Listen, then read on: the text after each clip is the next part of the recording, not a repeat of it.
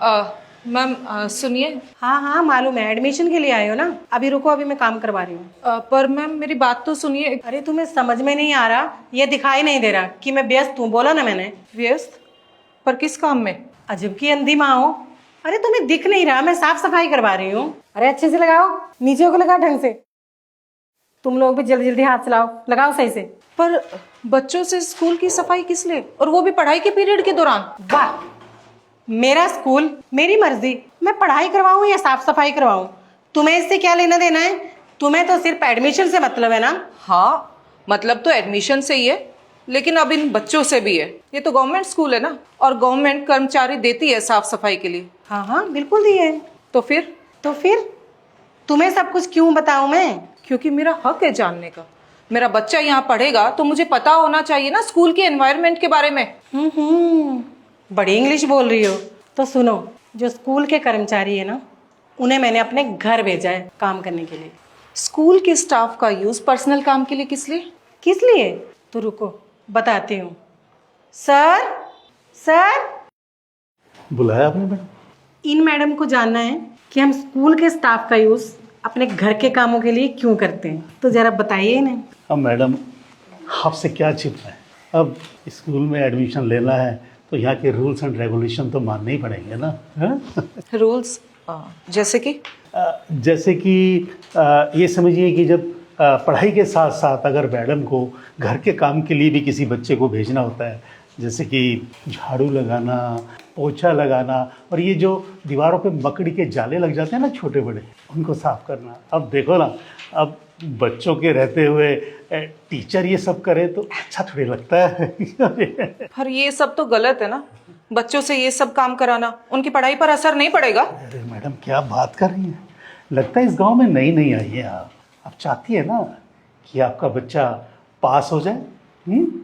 सभी बच्चे यही चाहते हैं कि वो पास हो जाए, इसलिए जैसा हम उनको कहते हैं वैसा वो करते हैं, जैसा बुलाते हैं वैसा मानते हैं, सर झुकाकर बादक खड़े रहते हैं।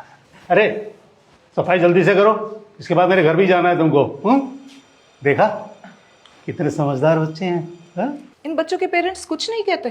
बड़ी भोली हैं आप मैडम। हाँ। इन बच्चों के माँ बाप मजदूरी करते हैं, उन्हें तो ये लगता है कि ये सब जो है कि पाठ्यक्रम का हिस्सा है, वो क्या कहते हैं, होम साइंस।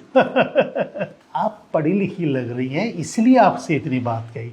वैसे आप भी अपने बच्चे को रेडी रखिएगा इन सब चीज़ों के लिए। आप लोगों को डर नहीं लगता कि किसी ने कंप्लेन कर दी तो? हमें किस बात का डर, और कौन करेगा हमारी कंप्लेन? एडमिशन किसको देना है ये हम देखेंगे, किसको निकालना है ये हम देखते हैं। इसलिए जैसा हम बच्चों को कहते हैं बच्चे वैसा ही करते हैं। अच्छा, इतनी हिम्मत आप में? हिम्मत? मैडम आप एक महिला है इसलिए आपसे इतनी बात कर रहे हैं, वरना क्या? वरना एक मिनट में धक्के देके ना बाहर निकाल देते हैं हम। मुझे धक्के देके निकालेंगे? है इतनी हिम्मत? हिम्मत? देखा, मैंने कहा ना, बहुत जुबान चलती है इसकी। सर अब ले जाइए इसको, निकालिए यहाँ से बाहर। चलिए बाहर, चलिए चलिए। गवर्नमेंट टीचर पर हाथ उठाया आपने? शुक्र करो कि अभी तो सिर्फ चांटा मारा है, अब आगे देखना क्या होता है। मैम आपने जैसे कहा था, मैंने इसके पेरेंट्स को पट्टी करवा के घर भेज दिया है। गुड। कैसे हैं अब इसके पेरेंट्स? अब एकदम ठीक है, वैसे चोट कम थी। आप हमारे बाकी स्टाफ से मिल लिए? मैम स्टाफ कौन है मैडम? और ये इनकी? पापा, मैम हमारे स्कूल की नई प्रिंसिपल हैं। क्या प्रिंसिपल? हाँ पापा, आपने ही तो कहा था कि 2 दिन बाद प्रिंसिपल मैम आने वाली हैं। हाँ। उन्हें स्टेशन से रिसीव कर लेना। वो मैम का ही मुझे मैसेज आ गया था कि मैम आज ही आ रही हैं, और मैं सुबह आपको बताना भूल गई थी कि मैं मैम को लेने जा रही हूँ। और जैसे मैं स्टेशन पहुँची तो वहाँ इस बच्चे के पेरेंट्स का छोटा सा एक्सीडेंट हो गया था, और इसके पेरेंट्स भी हमारे स्कूल ही आ रहे थे इसका एडमिशन करवाने। तो बस मैम ने मुझे इसके पेरेंट्स के साथ हॉस्पिटल भेज दिया और कहा कि मैम इसका एडमिशन करवा लेंगे और स्कूल भी देख लेंगे। वैसे आप लोग मैम से तो मिल ही लिए होंगे। हाँ हाँ, यहाँ के स्टाफ से तो मैं बड़े अच्छे से मिल चुकी हूँ। मतलब मैम? मतलब कि यहाँ बच्चों से अब सिर्फ पढ़ाई कराई जाएगी, ना कि ये सब काम। मैं इसीलिए 2 दिन पहले आई थी ताकि देख सकूं कि यहाँ का स्टाफ कैसा है, कैसे काम करता है। मैम गलती हो गई, वो आपको पहचान ही नहीं पाए।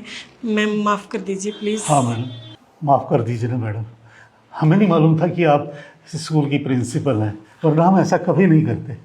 माफ़ कर दीजिए, आखिर गलती तो इंसानों से ही होती है ना मैडम। क्या कहा आप लोगों ने कि गलती इंसानों से ही होती है? अरे टीचर्स हो आप लोग, समाज में रिस्पेक्ट की नजरों से देखा जाता है, इतनी इज्जत दी जाती है, और आप लोग ही इन स्टूडेंट्स के साथ ऐसा करोगे तो ये किस पर भरोसा करेंगे? स्कूल एक शिक्षा के मंदिर की तरह होता है। यहाँ पर बच्चे कुछ पढ़ने के लिए आते हैं, आगे बढ़ने के लिए आते हैं, ना कि आप जैसे लोगों के घरों का काम करने के लिए आते हैं। मैम जाने दीजिए ना, छोटी सी तो बात है, और गवर्नमेंट स्कूल में तो ये सब होता रहता है। Shut up! छोटी सी बात नहीं है ये। ऐसे काम कराना बच्चों से गुनाह है। और क्या कहा आपने कि गवर्नमेंट स्कूल में तो ये सब चलता है? आप लोगों को पता है ना कि गवर्नमेंट इन बच्चों को हर तरह की फैसिलिटी देती है, लेकिन आप लोग उन फैसिलिटीज को इन तक पहुंचने ही नहीं देते। उससे पहले इन बच्चों का हक खा जाते हो। पर ध्यान रखो, अब इन बच्चों का हक कोई नहीं खा पाएगा, क्योंकि लोग अब समझदार होते जा रहे हैं और आप लोगों को अपने किए की सजा तो मिलेगी ही। आप लोगों को अभी डिसमिस किया जाता है अपने पद से। नहीं नहीं मैम, मैम प्लीज ऐसा मत करिए मैम। गलती हो गई, माफ़ कर दीजिए मैडम। और मैं ये सिर्फ कहने के लिए नहीं कह रही हूँ कि मैं डिसमिस कर रही हूँ आप लोगों को।